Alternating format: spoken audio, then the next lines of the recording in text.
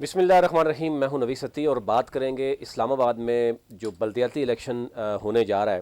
और खुशाइंद बात यह है कि 2015 के बाद एटलीस्ट बहुत बड़ा गैप नहीं आया, 2022 में होने जा रहा है। आल्दो के तसलसल इसका बरकरार नहीं रहा और एक्ट जो 2015 का ही है उसमें बहुत सी तब्दीलियाँ शायद की जानी थी, लेकिन नहीं। अभी तक बात हो रही है कि पावर्स क्या होंगी, वो आपसे शेयर करेंगे। लेकिन क्योंकि इस्लामाबाद है तो इस्लामाबाद में CDA, MCI, फिर और भी बहुत से मामलात हैं, तो वहाँ पर क्या सूरत हाल है, ब्यूरोक्रेसी क्या समझती है और इलेक्टेड नुमाइंदों को कितनी मिलेगी। 2015 में 50 यूनियन काउंसिल थी और 2022 में 101 यूनियन काउंसिल है। किस पार्टी ने कितने उम्मीदवार मैदान में उतारे हैं, ये तमाम तर सूरत हाल से हम आपको आगाह करेंगे। अगर हम बात करें ओवरऑल तो 101 यूनियन काउंसिल में अभी तक जो मेरे पास डाटा आया है वो तकरीबन 98 यूनियन काउंसिल हैं तहरीक इंसाफ ने अपने नुमाइंदे उतारे हैं मैदान में। जो रेस्ट ऑफ दी 2-3 नुमाइंदे हैं वो उसका डाटा अभी हम ले रहे हैं, आपसे शेयर करेंगे। इसी तरह पीपल्स पार्टी ने 16 उम्मीदवार टोटल मैदान में उतारे हैं। रेस्ट ऑफ दी कुछ यूसीज हैं उसमें कहा जा रहा है कि PDM की सपोर्ट की जा रही है। कुछ पीपल्स पार्टी का जो हाल है इस्लामाबाद में वो आप जानते ही हैं। इसी तरह मुस्लिम लीग नून जो है वो अभी तक कुछ उसके मामलात चल रहे थे, इख्तलाफात थे, जैसे PTI में बहुत से इख्तलाफात थे। वो सीटें जो हैं वो उन्होंने कितने उम्मीदवार उतारे हैं। कुछ हद तक मुस्लिम लीग नून कामयाब रही है, उन्होंने उम्मीदवार उतारे हैं। लेकिन बहुत से एरियाज ऐसे हैं जहाँ पर उम्मीदवार भी उतार नहीं सके, PDM का भी मामला रहा और उसके बाद इंटरनल जो पार्टी इख्तलाफात हैं उसकी वजह से काम अभी तक ख़राब रहा है। अच्छा, ओवरऑल अगर इलेक्शन की बात करें तो 10,115 वोटर हैं इस्लामाबाद में जो अपने हक़ रायदही इस्तेमाल करेंगे। मेल हैं 5,26,000 और फीमेल हैं 4,74,000। ठीक है। अच्छा, ओवरऑल यूनियन को टोटल कितने पोलिंग स्टेशन बनेंगे वो हम इलेक्शन कमीशन से राब्ते में हैं, वो आपसे शेयर भी करेंगे। ओवरऑल अगर मजमूई तौर पर देखें तो जो पेपर्स हुए थे चेयरमैन वाइस चेयरमैन के सीट के लिए 490, 101 यूनियन काउंसिल के अगेंस्ट 490 जो है वो चेयरमैन वाइस चेयरमैन के डॉक्यूमेंट्स यानी हुए थे। इसी तरह जो 101 यूनियन काउंसिल में, क्योंकि जो वर्कर सीट है वो एक यूनियन काउंसिल में एक है, उसमें 331 जो है वो कैसान सीट पे आए थे। इसी तरह यूथ सीट पे भी 314 थे, 137 जो है वो नॉन मुस्लिम थे। अच्छा, कंपोजिशन ये है कि एक यूनियन काउंसिल में 13 की कंपोजिशन होगी, यानी वाइस चेयरमैन, चेयरमैन, फिर इसके 6 जो है वो वार्ड, हर यूनियन काउंसिल में 6 वार्ड्स हैं, तो यानी 8 हो गए, फिर 2 फीमेल हो गई और इसी तरीके से कैसान, माइनॉरिटी और यूथ, ये टोटल 13 की कंपोजिशन होगी एक यूनियन काउंसिल में।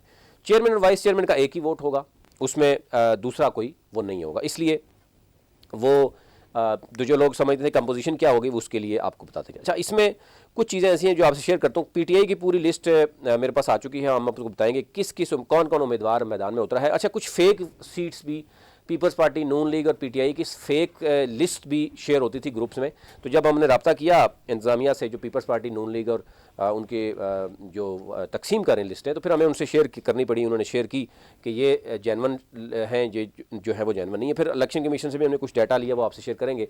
और हर यूनियन काउंसिल का कोशिश करेंगे कि आपको एक पूरे इलेक्शन को हम ऑब्जर्व करेंगे, हमारी टीम ऑब्जर्व करेगी, आपको बताएगी कि यूनियन काउंसिल लेवल पर किस पार्टी ने किस तरह के उम्मीदवार मैदान में उतारे हैं, किसने नौजवानों को ज़्यादा वो उतारा है, ख़वातीन की रेशो क्या है और किस पार्टी का पलड़ा भारी है, कौन मजबूत है, कौन वीक है। अच्छा, पीपल्स पार्टी की बात करें तो पीपल्स पार्टी ने ना कुछ यूसीज में अपने डायरेक्ट लोग उतारे हैं, वो मैं आपसे शेयर कर लेता हूँ।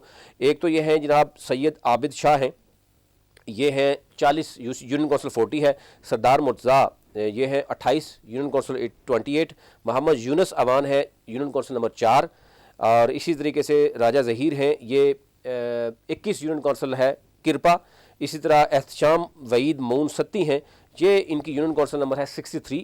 और मलिक मसूद हैं 48 यूनियन काउंसिल है। और सैयद आफ्ताब शाह है 45 है।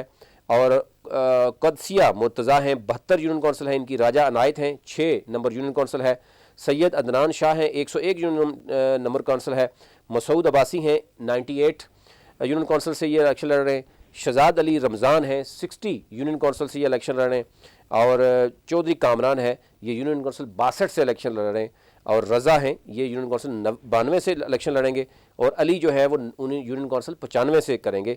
और इसी तरह मकबूल मसीह खोखर हैं, मीसा खोखर हैं, ये 61 यूनियन काउंसिल नंबर 61 से इलेक्शन लड़ेंगे। ये पीपल्स पार्टी ने डायरेक्ट जो है वो उतारे हैं। इसी तरह PTI की मेरे पास जो लिस्ट है उसमें 3 जो है उस यूनियन काउंसिल में अभी तक शायद फैसला नहीं हो सका। उसके अलावा तमाम यूनियन काउंसिल में अभी तक हमने देखा कि वो फैसला हो गया है। वो डिटेल में अलग से आपके साथ रखूँगा कि क्या सूरत है कि अभी तक वजह क्या है कि उन 3 यूनियन काउंसिल 4 यूनियन काउंसिल में अभी तक। मैं आपसे यूनियन काउंसिल शेयर कर लेता हूँ कि वो कौन कौन सी हैं। जो यूनियन काउंसिल नंबर 19 है, 21 है, 22 और 26 ये मिसिंग है अभी तक। तहरीक इंसाफ का वो चेयरमैन वाइस चेयरमैन का नाम सामने नहीं आई। Rest of the union council जितनी भी हैं उसमें पूरी जो पीटीआई ने जिन जिन लोगों को मैदान में उतारा है वो मैं आपसे शेयर करूंगा। इसी तरह मुस्लिम लीग नून ने जिन लोगों को मैदान में उतारा है और फिर इनमें से किस किस पार्टी का पलड़ा भारी है। पीडीएम कहाँ पे स्टैंड कर रही है। पीपल्स पार्टी ने जो 16 उम्मीदवार मैदान में उतारे हैं उनमें से कौन किसकी क्या पोजीशन है। पीपल्स पार्टी की ओवरऑल क्या पोजीशन होगी, नून लीग की, पीटीआई की।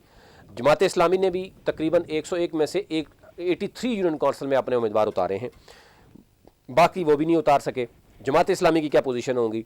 तो ज़ाहिर है इसी तरह जो बाकी मजहबी जमातें भी हैं, दूसरी जमातें भी हैं, लेकिन ओवरऑल अगर हम देखें तो जमात इस्लामी, मुस्लिम लीग नून, पीटीआई और पीपल्स पार्टी ही इस्लामाबाद में वो पार्टियां हैं जो इससे पहले भी इलेक्शन लड़ते रहे, क्योंकि तीनों जो नेशनल असम्बली की सीट्स हैं वो पीटीआई के पास हैं। यानी अन्य 52, 53, 54 एक असद उमर हैं, अली अवान हैं और इसी तरह राजा खुरम है, तीनों उनके पास हैं। बल्दियाती इलेक्शन में पीटीआई को सेटबैक हो सकता है।